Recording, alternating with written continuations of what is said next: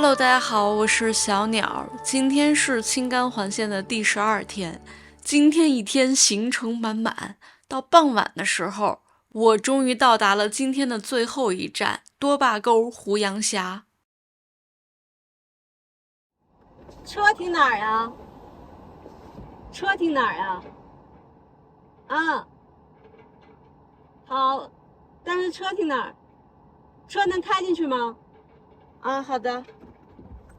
胡杨峡是要自己开车进来的，道路是朔溪沙地越野道路，说白了就是车压出来的路，没有人工修葺。这里是天然形成的一个狭长谷地，风景绝美。真的在剪辑视频的时候，我是一个镜头都不想往下猜，因为实在是太美了。再加上驾驶的乐趣，使我对这个地方流连忘返，以至于我返回阿克塞的时候，天已经彻底黑了。要知道这边7、8点才会天黑。另外我还知道有一些电视剧是在这儿拍的，但我搜了一下，基本上都是一些古偶，所以我一个都没看过。